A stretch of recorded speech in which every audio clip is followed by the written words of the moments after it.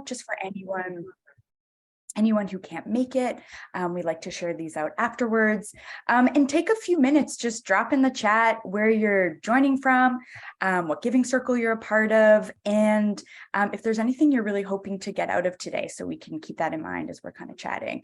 So how today will work is the first 30 minutes, Jane, our Director of Growth Marketing, is going to lead you through a bit of a workshop. We're hosting these monthly now, and we're also going to have a leader or someone running a group also share sort of a case study and a little bit about the group that they're running from sort of a growth and branding perspective. So we've got Kat Thomas here today for that. She is part of our Huntington Beach Professional Women for Good group. So really excited to hear from her. And then we're going to leave about 20 minutes at the end for a Q&A, so you can ask any questions you might have. So I'm going to just quickly kind of introduce our two speakers, and then we'll get going. So Jane Lee is our Director of Growth Marketing. You can see her in the top left of your screen probably. And she's going to be sharing her learnings and strategies for growing the impact of your giving circle. So to date, Jane has helped to launch almost 300 giving circles on the Grapevine platform through channels like LinkedIn, paid advertising, and email marketing. Her expertise has resulted in almost $22 million raised by giving circles on the Grapevine platform. And that has gone to over 2,200 often small local nonprofits. So she's definitely an expert in the field, and we've learned so much from her. So really excited for her to share a bit with you. And then we're going to chat with Kat. So I'm just going to introduce Kat as well, just so you can kind of have a little bit in your mind about her. But Kat is one of the co-leaders of Huntington Beach Professional Women for Good. So this is a newly launched group, and they're actually holding their first Gather and Grant event in April. So coming up, and Kat has a background in graphic design, social media, and marketing. She's worked, I saw, in printing industry, and has some experience with corporate identity, sort of from a design perspective. And I'm actually going to drop in the chat a little bit of Kat's work that I found when I was researching her. So you can check that out there. So I'm going to hand it over to Jane, and yeah, keep your questions coming in the chat, and really thrilled that all of you are here today. So Jane, take it away. Thanks for the intro, Gabby. And yeah, great to see many of you. So yeah, we've been holding these workshops monthly now for the last few months. So we have kind of different topics each time. So today it's going to be social media and how we can leverage social media for growth. So I'm going to start sharing my screen now. So let me go ahead and do that. Okay. So I'll kind of run you through some ideas, things that we've seen really work well, and then also ask you for some of your feedback and ideas along the way. So I'll go ahead and get started. So today I'm gonna talk about 4 kind of main platforms here. So I know there's a lot of different social media platforms, but today I'm gonna talk in more specific about Instagram, LinkedIn, Nextdoor, and Facebook. And I'm going to admit to read on here. Okay. And why is it important to create some social media awareness outside of just Grapevine using these more kind of mainstream platforms? Is one, there's obviously more people are on these platforms, right? And hopefully Grapevine can get there in the future, but there's millions of people on these platforms. And I'm sure you're on these platforms and many of the people in your giving circle who are on these platforms. So really just establishing your brand and increasing awareness, right? On places where there are already people engaging in. And then also it's a great way to create your own community. So for your giving circle, creating that community, creating your identity, you can really show your mission and your unique identity through your branding, right? So doing that and then sharing photos and stories along the way on your social platforms can really engage your members. And it's a great way to also, showcase what you guys are doing, showcase your impact, and highlight members as well.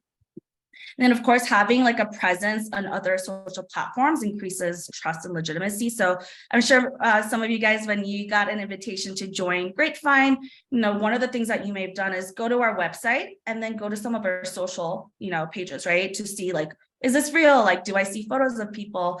What is the impact? So that's also another reason to kind of create your social media presence. And then ultimately, you can also leverage your platform to drive new members, right, through the awareness and creating trust. So, by sharing photos and videos from events, highlighting your members, sharing your impact, sharing your upcoming events, this can all help to increase wider awareness. And then you can use some of like the specific features, like tagging, for example, to then actually do some fun campaigns. So I'll talk a little bit more about those specific campaign ideas.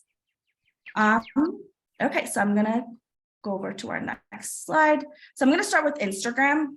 And I'm sure Kat will explain a little bit more because she actually created a really, really great Instagram page for Huntington Beach women, Giving Circle. But these are some examples that I've seen that kind of really inspired me. So you'll see like, examples of these granting events or grants that have happened, gathering grant events that are coming up. Same thing here, connect a gathering grants event, or this might be like a social event they put up. So first you want to do, if you don't have it already, is create a business page on Instagram. And then first invite all of your members to follow the page, right? So you want to make sure all your members are following first, and then you can ask your members to then invite other people to follow. And you can easily just use Canva actually to create a lot of your branding and use their templates. And I'll show some examples here, and I think Kat will also go into more specifics there. One thought here I had about also Instagram is, you can post all these different, these different categories of things like events, impact, but also posting videos, I think has higher engagement on Instagram, especially to start pushing the reels.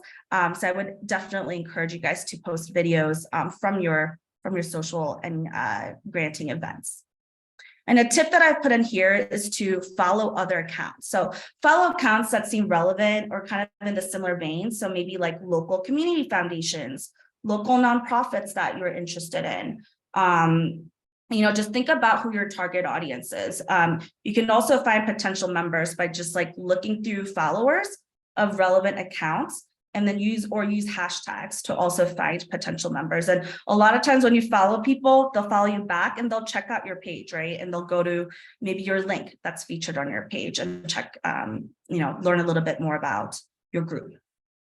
So kind of just using those different tactics there. And then a campaign idea that I had, curious about your feedback here, is creating a post about an upcoming event. So maybe like this one here, the Gather and Grant event that the Women Empowering Sacramento group has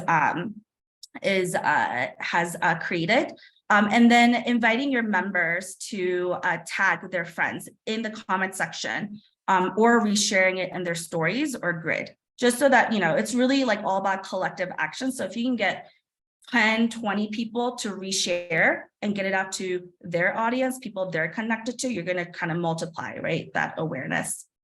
And always when you're posting, ask members to tag your Giving Circle account and also tag Grapevine so that we can reshare as well. So I'm just going to pause here. I'm just curious here. Is anybody on Instagram already? Like, how have you used the platform to engage your members and kind of get wider awareness? I'm a brand new member, so this is all brand new to me, but I did sign up and I've met with Gabby a few times so far for the new leadership team for my Grapevine. So I think we're meeting on April 10th. So I'll bring this information to them, especially the person who's more responsible for communication. So I'm right now just gathering your ideas and taking notes to share with them in a couple of weeks. Awesome. Yeah, Kat, anything to share? Yeah, one of the things I've been doing this week, we have our Gather and Grant on April 6th.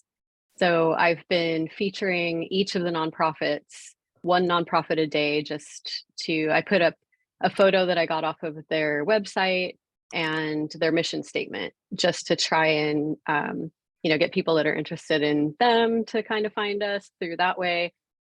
Tagging the nonprofits, using hashtags for the nonprofit and the things that they stand for, and just trying to get some engagement across different accounts. Yeah, that's great. And I think the tagging feature, I know everyone knows that exists, but I think just, making sure to tag any members who are featured in your photos, if they're sponsors, small businesses, like if you have a wine night somewhere, right, tagging that business, I think it just you just want to get as many eyeballs on your post as possible. So that's great. Okay, I'll move on to the next platform. Sorry, just wanted to show some examples. And I put the Huntsville group up here. Like I said, Huntington Beach has a really great feed that you can check out. Bail Fund Giving Circle, Grapevine in Tampa. So you can kind of get, you can see that they clearly have like consistent branding across all their posts, right? And that makes it really not only visually nice, but it really makes it cohesive. And I love like the different logos that these Giving Circle leaders have put together. So again, I think Kat's going to go into more details here about creating your visuals. Just want to share some of these. Okay, and then I'll go over to LinkedIn. So LinkedIn is a great platform for our outreach. So we actually identify, as many of you guys know, identify a lot of our prospective new members on LinkedIn because it's a place where a lot of professional women are already on. And you can easily find out, details about people, right? Like what their seniority is at their job or their interests by the groups that they're in. So we've been really leveraging LinkedIn to kind of find our ideal candidate. And LinkedIn can also be used just like any other platform. So, right, like if you can create a company page for your Giving Circle. You could also create a group if you would like a LinkedIn group, but I think creating a company page just kind of makes it gives it a little bit more like legitimacy as a group that's like building a reputation. So I would probably recommend that. And then make sure to invite all of your co-leaders to become admins of the page, and anybody else on the team who is really interested in social media posting and loves doing that kind of stuff. I would invite them as admins as well. So it doesn't have to just be the leaders if you choose to, tap some other people for the social media role. And then again, invite all of your members to follow the page. And then make sure you post regularly. And this is a tip that, I'm going to share later, but, even if you are using multiple accounts, you don't have to think of it as extra work for your content.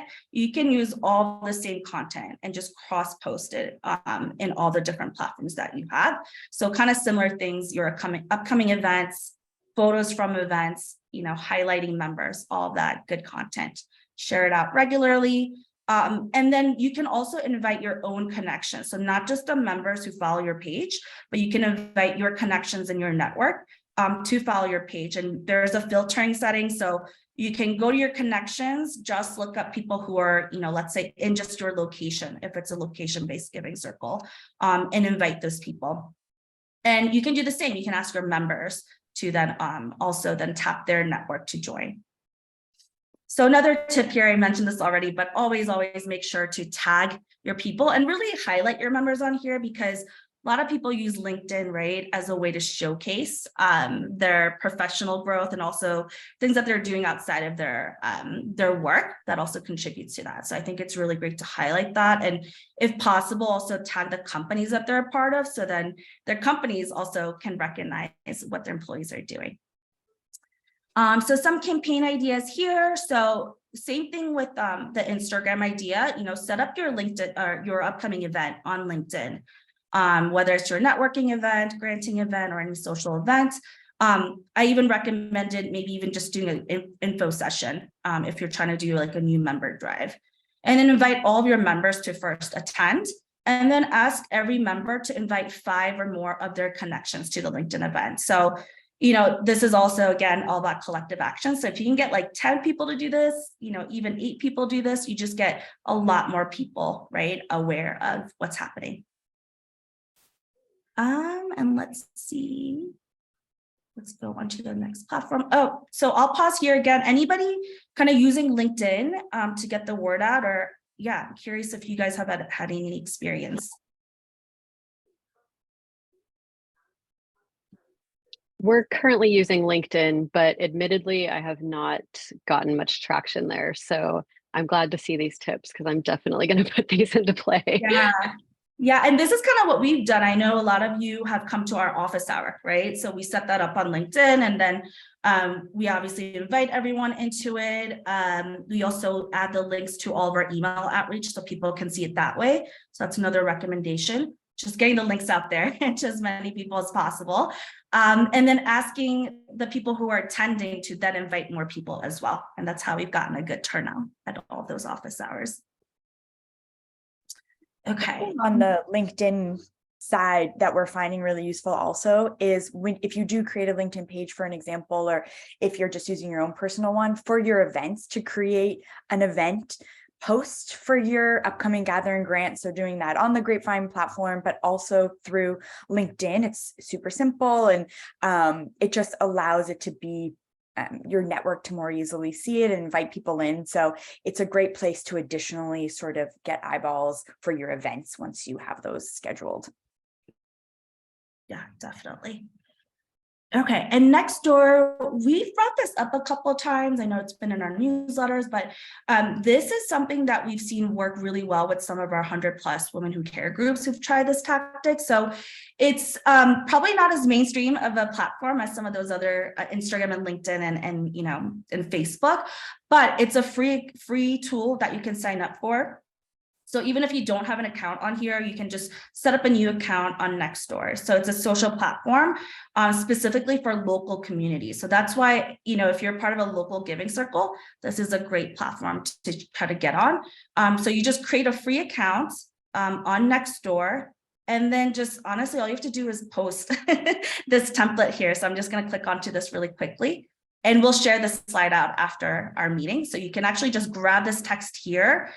This will probably take you less than 5 minutes. You know, go to nextdoor.org, you know, go put in your address. So you do have to put in your local address, which is why Grapevine on our team, we would love to be able to do this for all of our giving circles, but we're actually not able to, because you do have to prove that you're a resident there. So put in your address, join your neighborhood, and then just post this this call for new members, just, you know, giving them information about the giving circle you're part of, and then asking them to go to your Grapevine page. And, you know, you can always like repost multiple times if you'd like, but, you know, we've heard from leaders that they've had really good success getting, you know, 10+ members just from posting this one time. So if you and maybe like a few other members of your group can post this, you know, I think I'd be really curious to see how many members we can get that way. So this is a really low effort, quick thing that you could do today. So again, I wonder if anybody's tried this before or is on Nextdoor. This is the next thing I'm going to do. Yeah, awesome. Yeah, and I encourage everyone to do this today. It'll take like 5 minutes. And if you can't even like, I think I unsubscribed from Nextdoor, so I'll have to go look at it. I feel like I was constantly getting lost dog, lost cat. So it was too many emails about that. Yeah. Yeah, definitely check your settings. And I think you can like get rid of the notifications, but yeah, I think this is just a really easy way. And you don't have to like create an account with history and all that stuff. You can just create a new account and post right away. So definitely encourage you to try this and, you know, let Gabby and me know how it works out for you. Okay, and the last thing I had on the list here was Facebook. So of course, this is a platform many people are on, right? It's one of the biggest social platforms. So, you know, I would say like, do you have to create both Facebook and Instagram?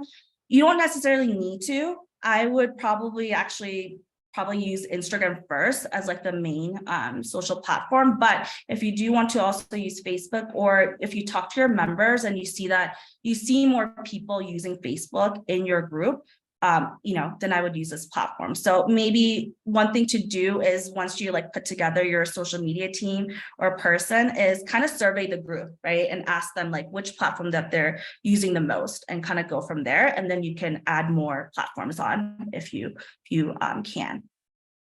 So Facebook, very similar to using these other pages, these other platforms. One of the main kind of feature I think on Facebook is a Facebook event, right? So creating a Facebook event for all of your upcoming events and then inviting your members to that event to RSVP, and then your members can then invite more people. So that's kind of, I think, kind of the best use of Facebook. And of course, engaging your members, right, by posting all those relevant content. One thing to flag for Facebook also is if you do ever want to consider running Instagram or Facebook ads for your group, you do need to have a Facebook company page. So just want to flag that if that's something you do want to do, that I would say setting up a Facebook company page is, probably just a good thing to have, even if you're not super active on there.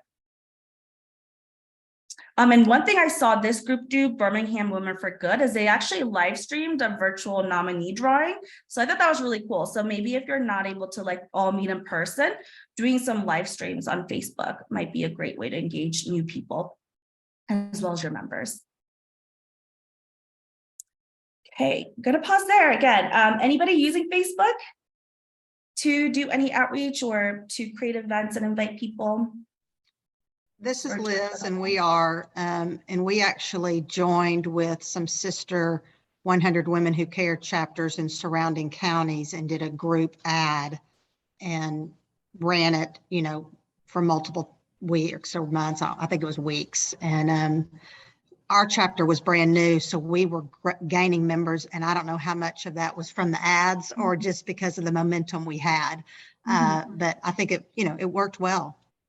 That's awesome. And do you happen to know what your daily spend was when you were running those ads? Oh, it was like cents. I mean, it was awesome. That's good to hear. It was not expensive at all. I want to say that I said because I did it for all 4 of them. And I think I said I had like a $20 budget, and I think we had it for about a month. So yeah, it was good. That's great. And that's something that I've heard from another group who've ran their own social ads, is that they spent, I think, less than $20 a day. And they were definitely able to recruit some new donors from there. So yeah, if that's something that you want to try down the line, you do have to set up a company page. So maybe that's something that, you definitely want to do. Great. Thanks for sharing, Liz.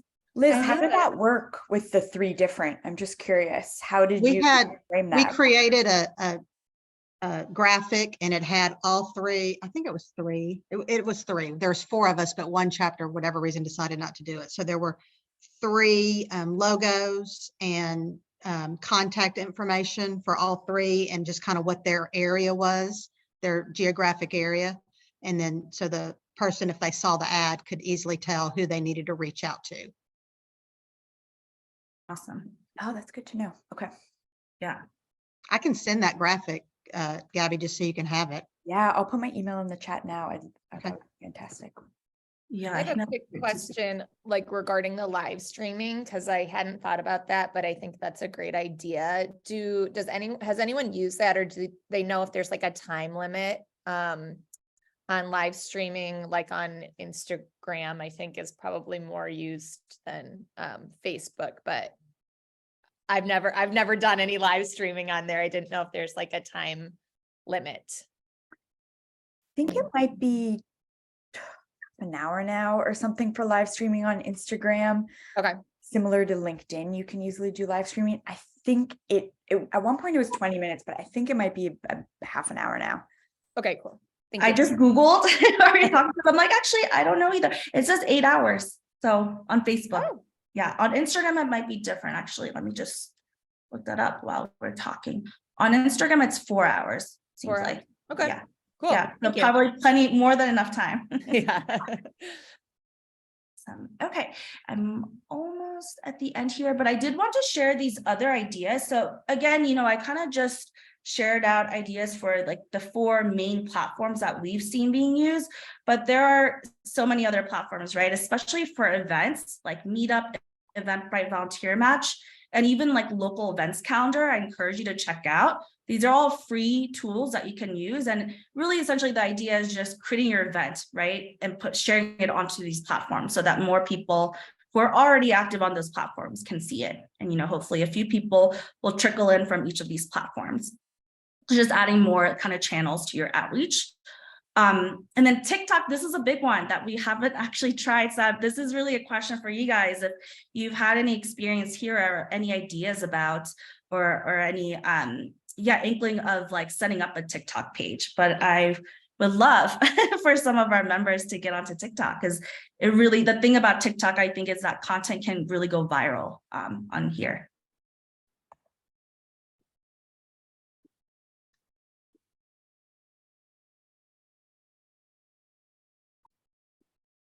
Any thoughts or feedback? Yeah. I'm also going to share out, our founder, Emily, had found an article recently about TikTok, people using it for good. So sort of organizations in the nonprofit space. So it might be useful. I'll share that as well, because it's so new to us as well. Yeah, no pressure, but you know, if you're collecting all these videos from your events, and you want to try, you know, TikTok, reach out to me or Gabby, and we can maybe have a conversation, and you know, plan a fun campaign.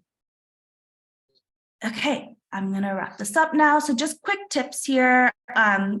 Yeah, so make sure, you know, to create a social media team, right, who's going to be really accountable for keeping all the content consistent.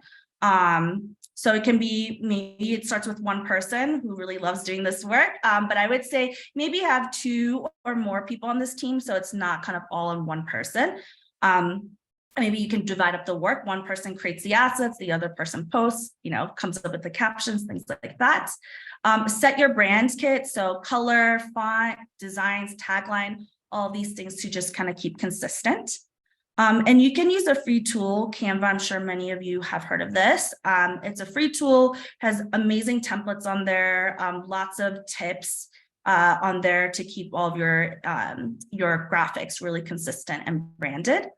And then choose your platforms based on your target audience, and also where your existing audience, right, your members are already on.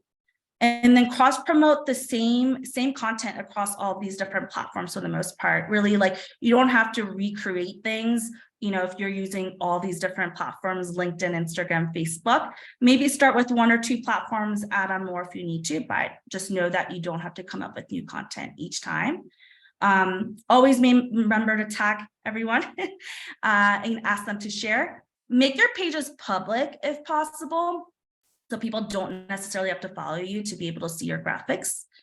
And then this last tip here is create a link tree, especially for Instagram. So this is an example from Birmingham, but a lot of times you'll see on Instagram, you're not actually able to embed a hyperlink into your post. So a lot of times people will say, like, click on the link under my profile, right, to get more information.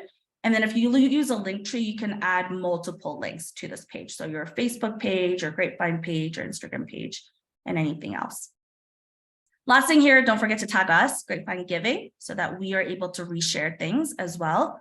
And then some links for those pages that I showed earlier that you can check out. So that was it for me, Gabby.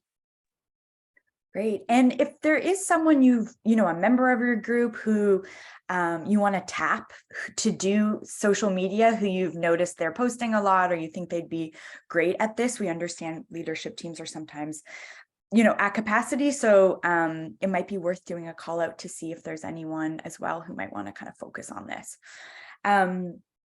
Fantastic. So we will, we'll leave some time for questions at the end, but I want to bring Kat up now.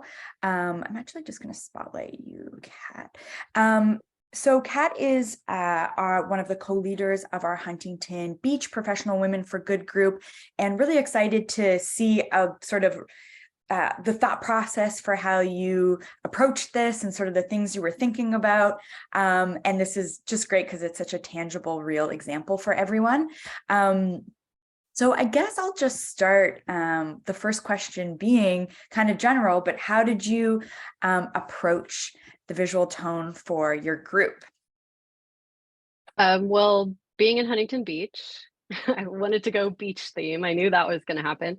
So, you know, sunsets, beach colors. So I wanted to bring in a lot of energetic colors, but kind of a muted tone, so they're not screaming at you. So I used a lot of oranges and yellows and blues. I actually went through quite a few iterations. You know, when you're making a logo, you're not going to make the first one and be like, oh, that's great. You know, so I went through a lot of stuff. we have a kind of a mouthful of a name, Huntington Beach Professional Women for Good. So it was a little tough to get that all in a logo.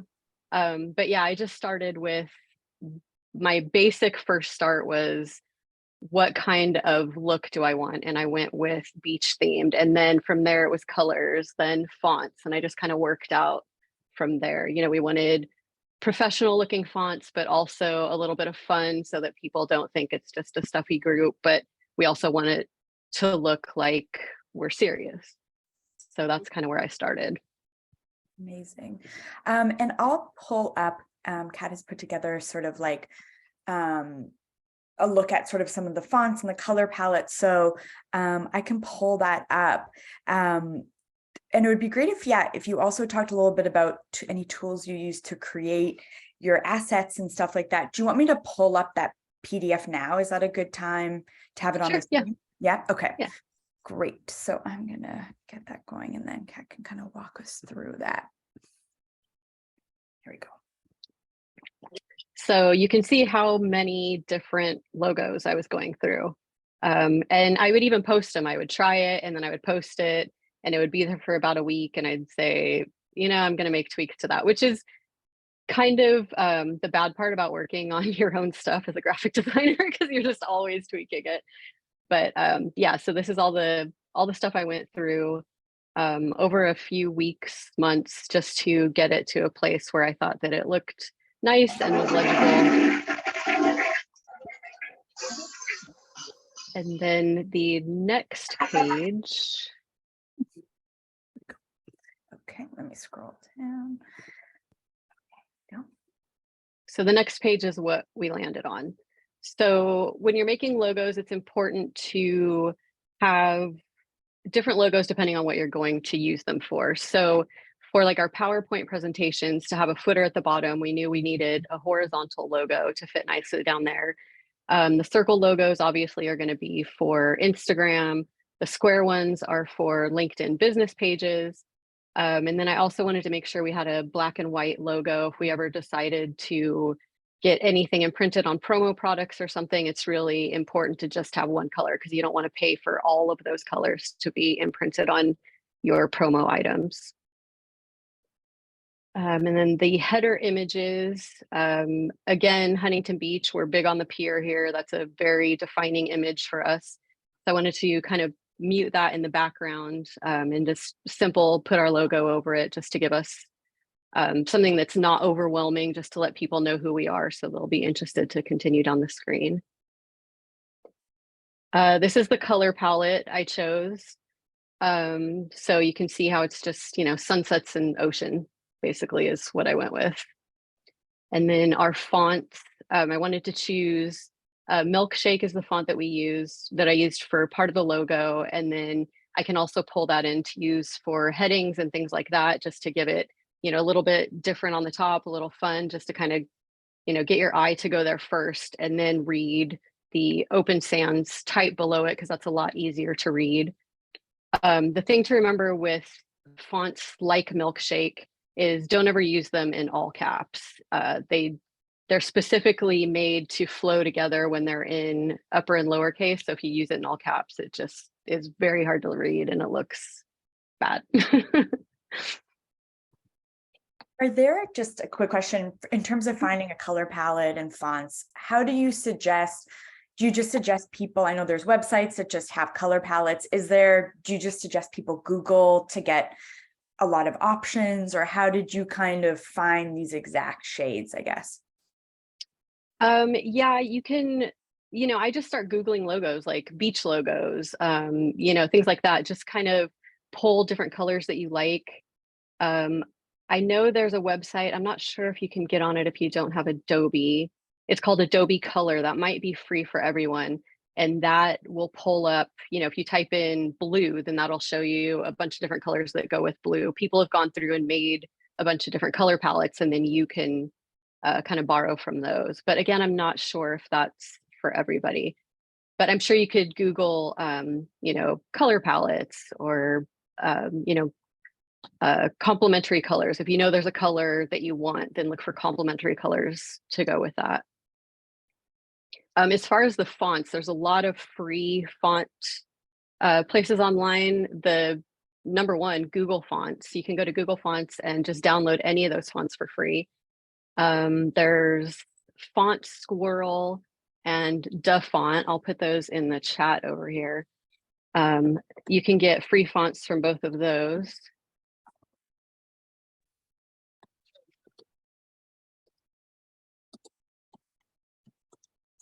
And then you can also just Google, you know, even say you've come up with a font that you like say I liked Open Sans Bold, I can Google other fonts that go with Open Sans Bold. So it might suggest, you know, a fun font to go with that or something like that. So, you know, I've been doing graphic design for about 25 years and I use Google every single day, multiple times a day. So it's a very handy tool. I'm constantly looking things up.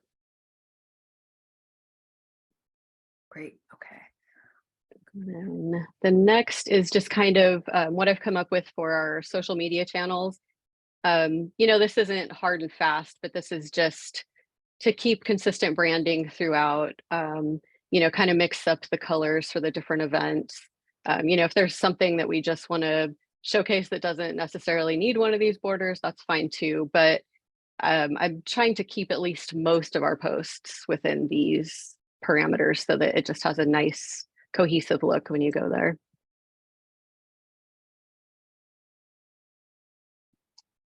And then I just made a couple of little graphics, the waves and the seagulls. We can just put those in if we need separators or just need a little interest, if there's a little space that needs filled up.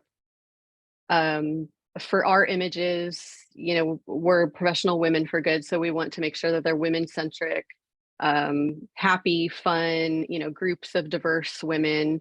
We want to make sure everybody's welcome and included. Great places to find free photos are pexels.com, unsplash.com.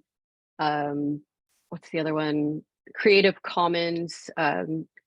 You have to be careful with taking images online because they can be copyrighted, but Pexels and Unsplash are completely free. You can use those.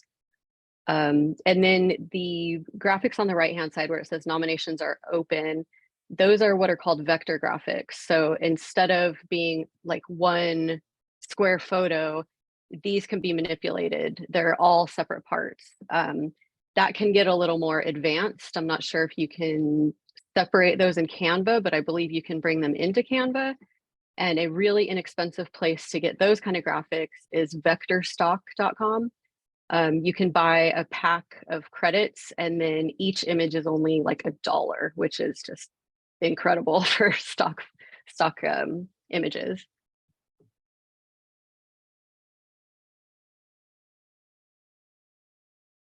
And then tiny URLs and QR codes. So again, for our Grapevine page, it's this long string of a URL. So to make it easier, you can go to tinyurl.com and you type in your address and then it makes this small one like tinyurl.com/HBPWFG. So it's a lot easier for someone to look at and type in. And then QR codes are great. And tinyurl is free. And then if you go to qrcode-monkey.com, you can make free QR codes. You can upload the logo right in there. You can download them as PNGs or JPEGs. That's all free as well.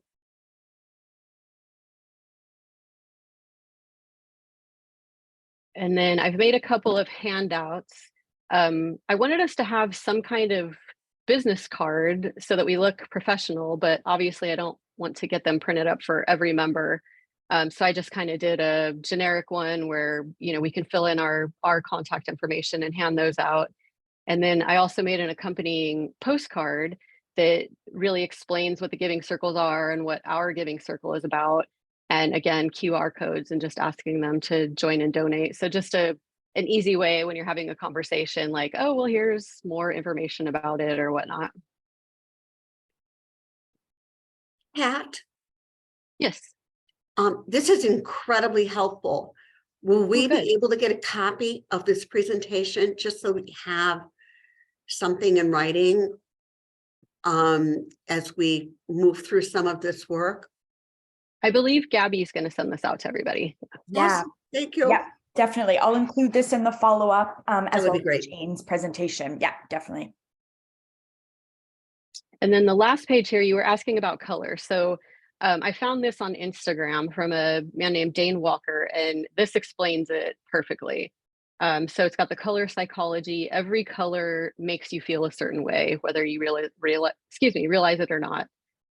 So you want to make sure that you know, if you're going for an environmental group, you're not going to want to use bright reds. You know, you want to keep your colors in the mood that you're trying to put forth. So this is a really great reference for that. That's And amazing. I believe that is it. Yeah. As far as the software I do use Adobe.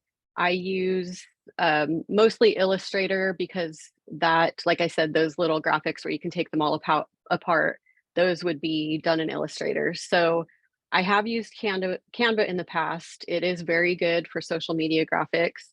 When you get into things for print, it gets a little more difficult. So if you are using Canva for print, I would contact whomever's going to print it for you and just ask them how they're going to need the file. Maybe they can give you some tips, or you might be able to do part of it and then they can finish it up depending on how they're going to need it for their press or, you know, whatever you're going to have printed up. But for social media, it's great. Great. And then I guess my last question before we sort of open it up to see if anyone wants to share anything they're working on or any questions they have.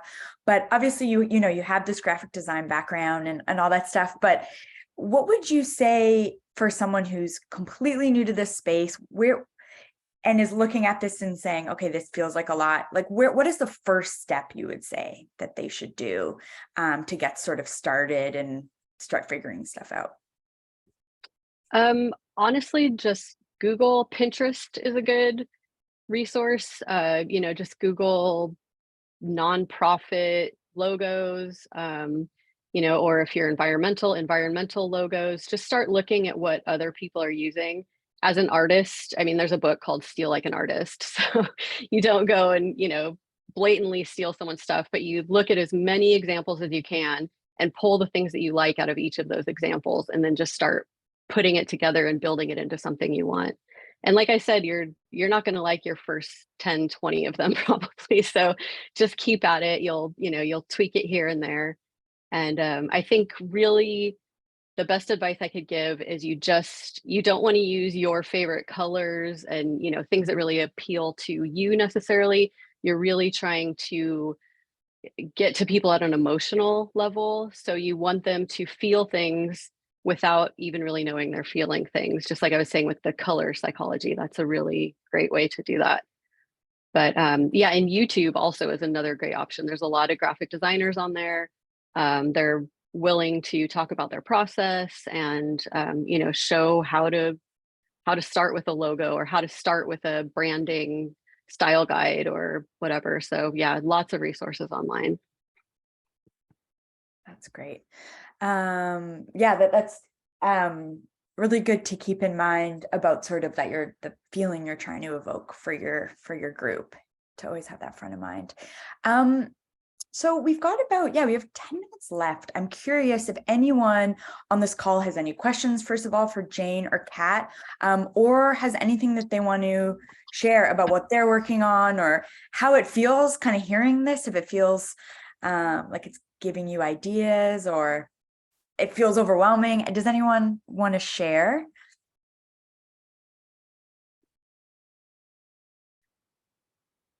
Great. I'm glad, Ashley. Okay. Fantastic.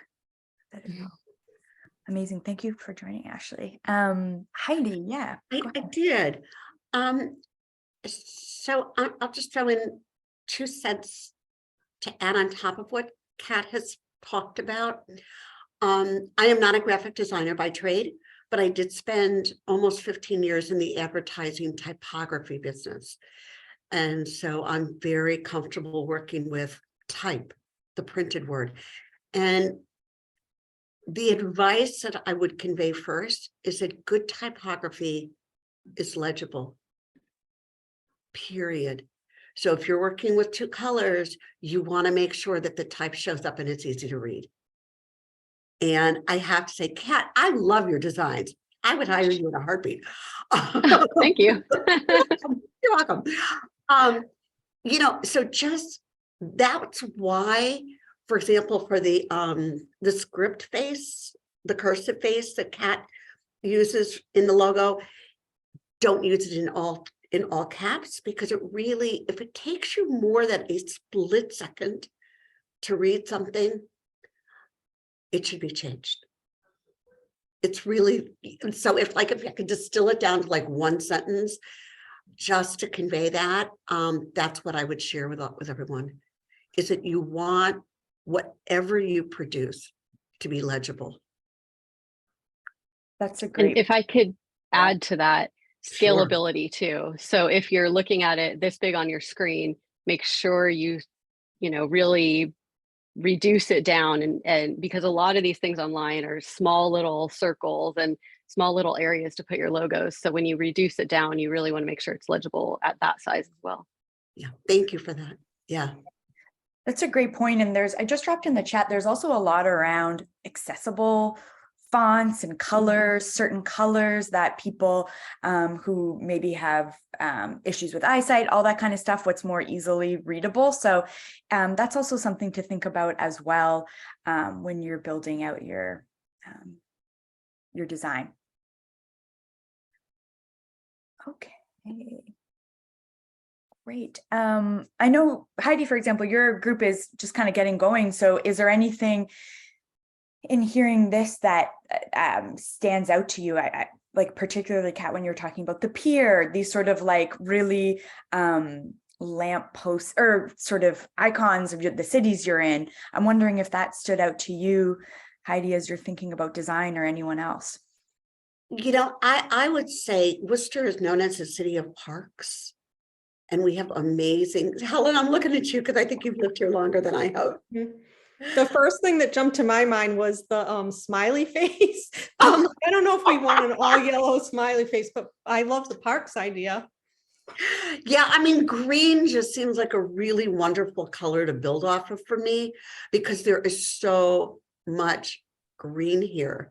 We're really blessed. Like, we have one of the oldest parks, I think, in the country, oldest public parks in the country, Elm Park, Yeah. which is just gorgeous. So I don't know, that's where my head went, and I didn't get beyond that. Yeah. Great. Yeah, no, I was curious because that. Sorry, go I ahead. was happy when one of you mentioned that the leadership team doesn't necessarily have to own and do this, that we should throw it out to the other team members, because there's, I don't know, 150 or more in our group. So I'm sure there's people that are social media or like graphic design expertise that would love to do this. Yeah.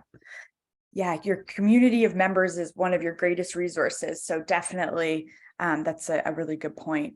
And we've got a question here from Denim around how do you determine what information is best to post directly on your Grapevine page versus your social media page. So Denim, is there anything else you wanted to add to that?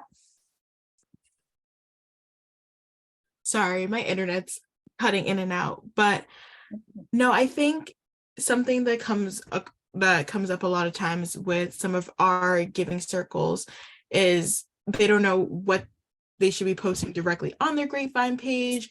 So like event invitations, things like that, versus creating like a separate Instagram account that they can like more publicly like post invitations or things that they're doing. So trying to figure out like what content is best suited for their personal pages versus more external. Yeah, I would say actually the content can be used in both places, but for things like updates, like upcoming events, I think it's best to actually post on your main giving circles page, and then ask people to reshare it, right? So you can post about your Gather and Grant event, or maybe like a group photo, right, from an event, and just post it on there, and then tag people, right, and then ask people to share that out, just so that like those things are a little bit more consistent, right? Especially like branded content, like upcoming events, I would say, or like showcasing the impact from your nonprofit from your granting event, right? So after you have like your quarterly events, post about it, let people know which nonprofit it went out to. I would do that from the main page, and then people can share it out from there. I think the types of content you would want members to post individually are like really photos, right? Like kind of photos from the event. So like photos that seem a little bit more organic, not just those like big group photos, but that shows like kind of the intimacy, I would say, of like the groups, and also just showcase that member who's posting it.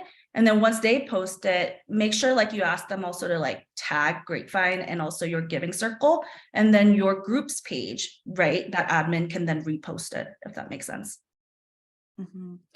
And Denim, a great example, and I can share this after, is our Black Trans Lives Thrive page. Bridget, she did a presentation at one of our other growth workshops, and she was saying that she really gives her members like a clear sort of like a guide of the different channels and how to engage with them. So events, as Jane was saying, she really focuses on their Grapevine page, and then she'll let people know the types of things that to share that she'll be sharing on like their Instagram page. So a lot of photos. Her Instagram is really focused on milestones. So when the group raises a certain amount or they give out a grant. So I think it's also useful sometimes to give your members a clear understanding of the different channels you have and how best for them to engage with those. Yeah, that's a great point. And that just reminds me, sorry. Oh, go ahead. I was just going to say one tip I have about posting on social for photos. I get this a lot at work. I get photos sent to me and I'm like, oh no, just wipe off the lens on your phone. It makes such a difference because it's just, if you don't, it's going to be blurry and you'll look like you're in a soap opera with the little frosted lens on it. But that's a tip that I have. Wipe your lens before you take a photo. Yeah, that's a great point. Clear photos definitely perform better, even from what I've seen. The one thing I was going to mention from what Gabby said was use our discussion board on Grapevine, right? So if you like put up something on your social media page, like repost that and share that out to your group and to your members, like on your Giving Circle page, right? Because you can actually link to a social post, and then from there you can let people know, like, give them specific instructions. Yeah. Thank you. Yeah, and don't be afraid to be clear with your members. This is something that Bridget from that group that I just mentioned, she's really clear with members, like, I want you to post this, here's some copy to use, make it your own, but she's really, really clear with people. And I think that sometimes can be useful as well.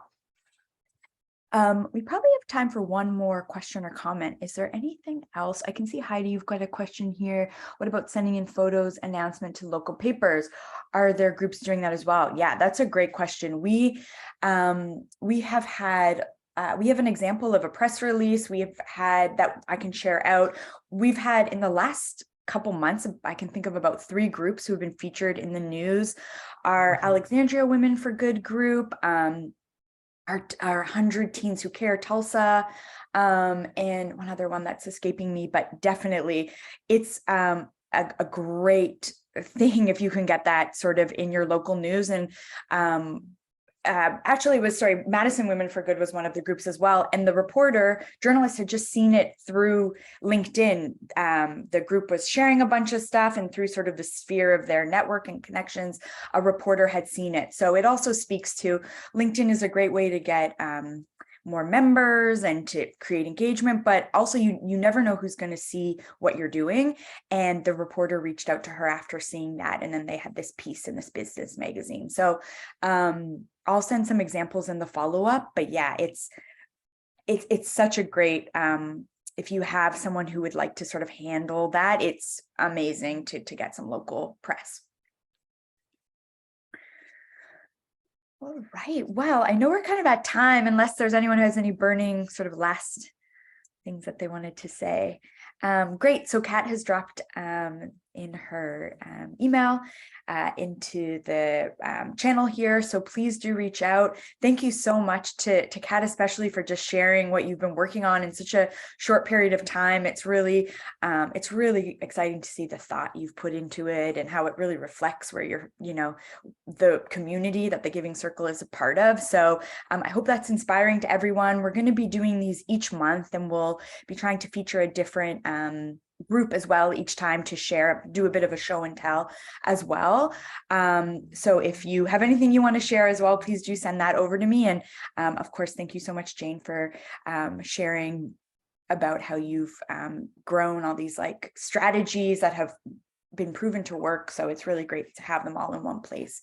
So thank you so much, everyone, for joining. And if you're available tomorrow, we're doing our monthly member mixer. That's a lot of fun. And we'll see you at the next one of these. Thank you. Thank you so much. Bye. Thank you. Thanks, everyone. Bye-bye.